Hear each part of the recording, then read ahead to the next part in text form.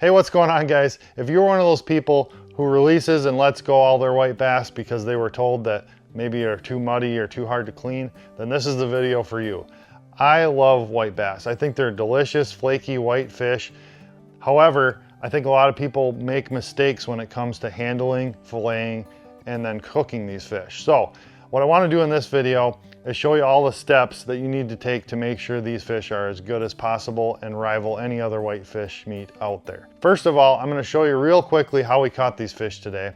And then mainly we're going to focus on how to fillet them and cook them. So I'm going to show you two methods to fillet these fish, one with a conventional knife and one with an electric. And then I'll get into one of my favorite fried fish recipes that I think you guys are going to really like. And then one specific trick before you cook these fish that's going to eliminate any of that muddy or fishy taste that you've heard about. So let's get started on how we caught these fish today.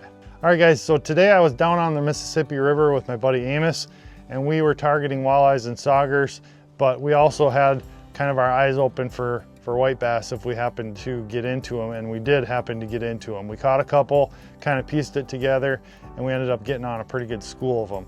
Now what we found was that the Dubuque rig that we were using for walleyes and saugers actually worked really, really well to catch these white bass. And the Dubuque rig basically consists of a three-way swivel, a short dropper like 12 to 18 inches down to a heavy jig, and then we were using a 4-foot leader back to a plain hook and a live fathead. The jig serves to get that bait down there, and we caught a couple fish on it, but primarily about 80% of our fish came on that live minnow drifting behind that jig. And this time of year, the white bass are in deeper water and they're not tightly schooled like they'll get later in the summer. So having that heavy jig and that smaller bait was a real key to getting these fish to bite. Worked really, really well. And one other little trick we added was adding this Billy Rub Baits nugget to the hook. Adds a little chartreuse attractant and then a little bit of scent on there as well. That seemed to really make a difference today for these white bass. So I'll leave a link in the description for those and the whole rig as well. But if you guys are fishing white bass in the spring, I highly recommend fishing the Dubuque rig. Get on a current seam, get out of the current a little bit, fish near a deep area, but not necessarily in the deepest part, just on that break in 15 to 20, and you should find some fish. So that's kind of how we caught them today, and it was an absolute blast. Now there's one more step that we made sure not to skip on these fish before we headed home, and that was to bleed them out. This is going to affect the final taste and quality of the meat, and we definitely want to do that with any fish, but especially stronger tasting fish. So all we do is cut the throat latch with a pliers or a scissors or a knife and make sure that those fish bleed out in the live well, then get them cooled down right away or filleted right away, and that is really going to help the final product on these fish. Well, guys, when there's that kind of action, you can see why white bass are so fun to catch. And now I'm going to show you why they're so good to eat. So with that, let's get started on filleting these fish. First of all, we're going to use a conventional knife. This is the Rapala Stealth FXF. This is a brand new 8-inch knife this year, just came out. It's got a Cerakote blade on it. Super, super sharp and a really nice ergonomic grip. I'll leave a link down below for these because they are really awesome knives, and I'll show you how that works in a second. And then the second method, we're going to be using the Rapala R12 lithium electric. So I'll show you how to do it both ways so that if you have either type of knife, you can do that. And then we'll get into cooking these fish for dinner. All right, here's how we're going to fillet this fish. I'm just going to take my knife. The first cut is going to be right behind the head here, just like so. And you can kind of come up behind the head a little bit more right here and just get through the skin right here. You don't want to go too deep or you're going to cut the guts open and get guts on your knife. So I like to go just below through the skin there.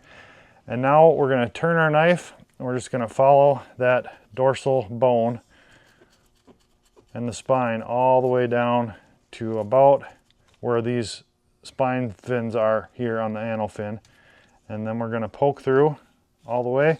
We're just going to take off that whole tail section. We're going to turn the knife around, come back, and just follow those bones that come off the spine until we hit the ribs. So you can hear my knife ticking along the ribs. We're going to go up and over the ribs, cut through the pin bones, and then down the other side of the ribs. So there's some little pin bones right here you got to snip through, and then we're just going to turn our knife downward and zip right through to the belly. And we just cut it right off at the belly. So there's one nice looking fillet. We'll take off the other side and then I'll show you how to skin that properly. So we're just going to flip the fish over. Same thing. One cut. Turn the knife. Follow those bones coming off the spine. Pop it through. Then we slice down to the ribs here. Up and over. Down the other side. And then off at the belly. So there's fillet number 2. Now we can get rid of the carcass. And I always like to clean my table or my board with the squeegee. And now we can get these skinned. So with white bass, this is really key to the whole process, and that is skinning this a little bit shallow. So what we're gonna do here is we're gonna start our cut right at the tail, but instead of pushing it all the way down to the skin and over, we're going to do our best to skin it just a little bit above the skin. So we're just kind of going to let our knife float a little bit instead of pushing it hard all the way down to the skin. And it takes a little practice to get that right, but it is worthwhile, and I'll show you why here. So as you can see all this red that we left on the skin versus on the fillet?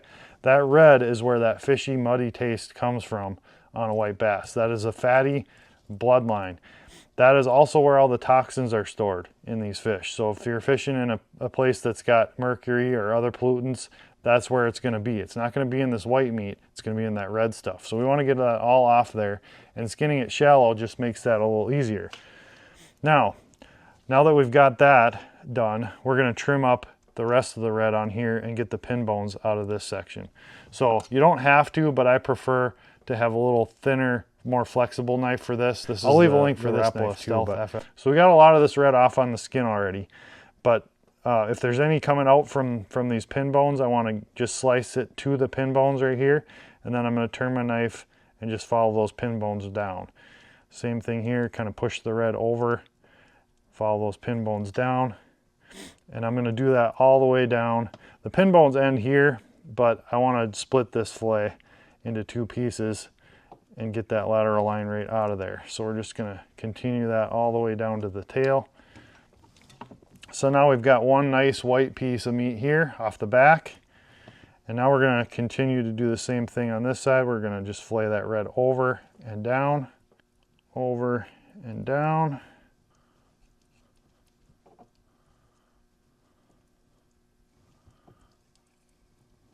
Just like so. So now you got a belly piece and a back piece, no red on it at all. And that's going to be absolutely delicious without that muddy red stuff on there. That's what we want to get off. All right, so one more time on this side. Go down, but not all the way down. Let that knife kind of float just a little bit off the table, off the skin.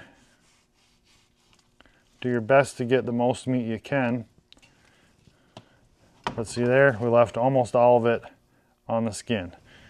Now it's real easy to just come in and trim up what's left. Over, take those pin bones out straight down right there. Over, down, over, down, over, down. Beautiful white back strap. This is a little thin here, we don't need to keep that. Go over, down, over and down, and zip that right off there, and there's our belly piece. So 2 nice chunks of white meat, and that's pretty much it for the conventional method. All right guys, now it's time to try the electric. I like to use the electric on a little bit bigger white bass. I don't like to use it on super small ones, so we'll try this on a little bigger one. One thing we want to be careful of is there is the gallbladder right in here, and we don't want to pop that when we cut through with the electric. So I'm going to angle my knife a little bit more back with the electric than I did with the conventional. And we're going to cut down, straight down, kind of like we did with the conventional knife. Just like so, and now we're going to turn the knife, and we're actually going to cut right through the ribs. So we're going to just let that knife work through the ribs, keeping it angled down slightly. Just let the knife do the work. Then we're going to stop right at the tail. Now we're going to flip the fillet over, and then we're actually going to continue our cut to take the meat off. Now with an electric fillet knife, it's very hard to actually keep it high without ruining the fillet, so we're going to have to take this all the way down to the skin with the electric, and that's why I prefer a conventional for white bass. But sometimes guys like to use their electrics, so that's why I'm doing this. So now we're going to just sweep that skin off. Just again, let the knife do the work, let it glide all the way through, just like so. And you can see there's a bit more red on this fillet than there was when we used the conventional knife, but some of the red did get left on it. I didn't put a ton of down pressure, and that kind of works okay. Not quite as good as the conventional, but it works. So now we've got our fillet here with the ribs in it and a little bit of red on the back. So what I like to do with this is first of all take out the ribs. So we're just going to cut right here, and then we're going to follow those pin bones straight down. That'll take our pin bones out with the ribs, and then we're going to kind of scoop out the ribs in the back part right here up to about right there. So that kind of takes out our pin bones and our ribs all in one scoop. Now you'll notice I went back to the flex knife again. It's hard to take these ribs out and this bloodline off with an electric fillet knife, so I typically do switch back to flexible conventional to do this part. So now you can see we're just doing the same thing we did on the conventional knife. We're just running that blade underneath the red and down, underneath the red and down. And there we've got our top fillet. And here we have our bottom fillet. So there's your two pieces with the electric. A little bit different method, but very similar to the conventional. So now we're going to do the other side, and we'll be done, and we'll get these in the fridge, and then we'll get ready to prepare them to eat for dinner. All right, guys, it's just about time to cook this white bass for lunch. But before we do that, there's one more thing we have to do.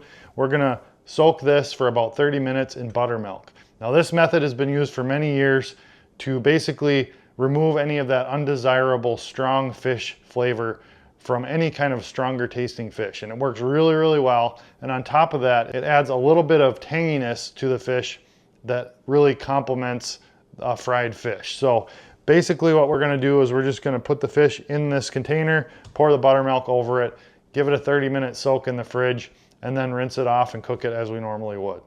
All right, guys, while those fillets are soaking, I'm going to make the breading. Now I have a homemade breading that's made from corn flakes, and I really, really like this one. It adds a lot of nice crunch and flavor to the outside of any fillet, and I think it'll complement these white bass really, really well. So let's get going, and I'll show you how to make that. All right, guys, to make this breading, we're going to just crush up some corn flakes in a bag till you get them as small as you can. We'll need about 3 cups of crushed corn flakes. We're going to add about 3/4 of a cup of flour to that bag, and then 1 tablespoon of Old Bay seasoning. We're going to shake it up, get it all mixed up, and then dump it into a dish that we can bread our fish in. Now to make that breading stick, we're just going to make a simple egg wash with 2 eggs and about 6 ounces of water to thin it out. We'll mix that up with a fork, and then we're ready to bread our fish.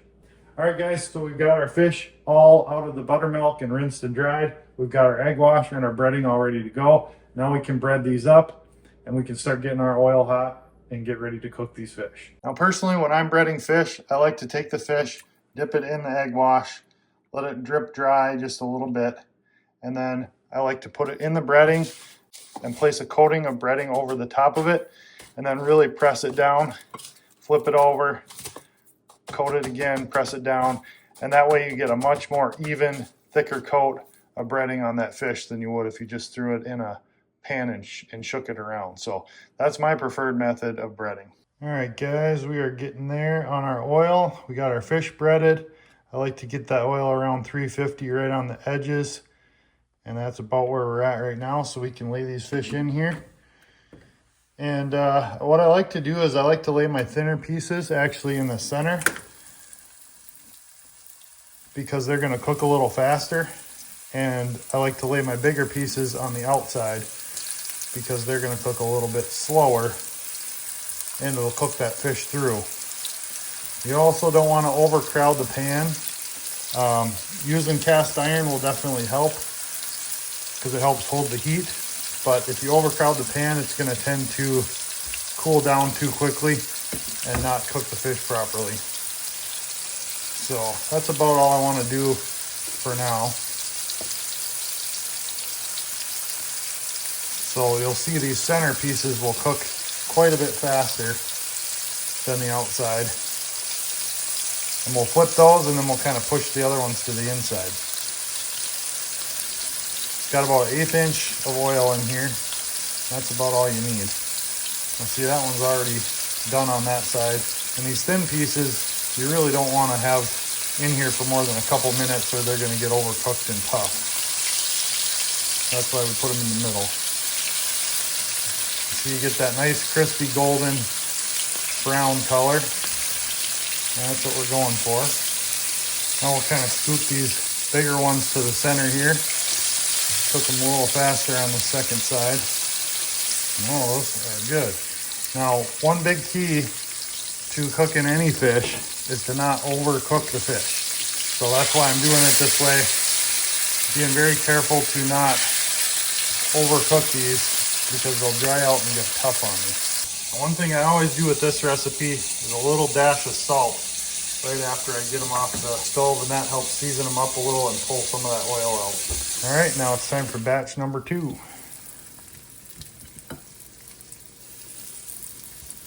Now I'm throwing in a couple pieces of sauger from the same day. And we're gonna do a little test to see which is better, the sauger or the white bass. And sauger is a pretty typically good eating fish, so it'll be good to have a comparison here. All right guys, our fish is done. I'm gonna take a piece of this white bass and then I'm gonna take a piece of this sauger right here. And we're gonna test them side by side to see which one's better. So as I cut into this white bass, you'll see it's super flaky and white. I'm gonna take a bite of that.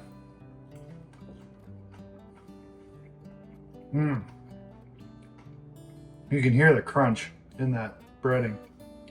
And that is so good, you guys. There's zero muddy flavor at all. I mean, that'll rival the best walleye you've ever had. Now, the sauger here, you'll see it's actually quite a bit mushier and doesn't flake apart nearly as nice as that white bass, surprisingly.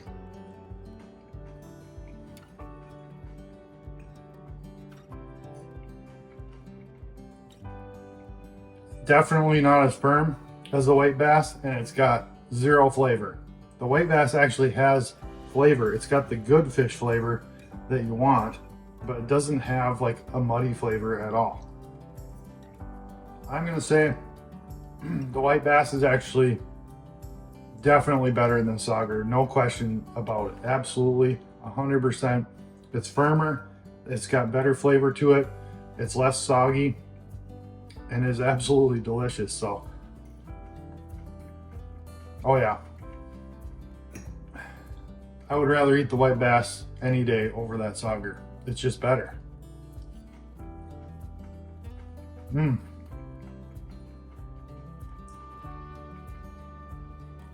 That's actually surprising. I mean, I thought it would be about equal, but it's definitely better than the sauger is. So there you go, guys. I can't even tell you how good that is. It's so good. Like if somebody told me, here, have some fish, it's not good fish, but maybe you'll like it, I'd be like, that's crazy. This is some of the best fish I've ever eaten. It's really good. There's absolutely no reason to not keep white bass, in my opinion. As a matter of fact, from now on, I may keep them over sauger just because they taste better. So pretty cool. That was a good result. So thanks for watching, guys.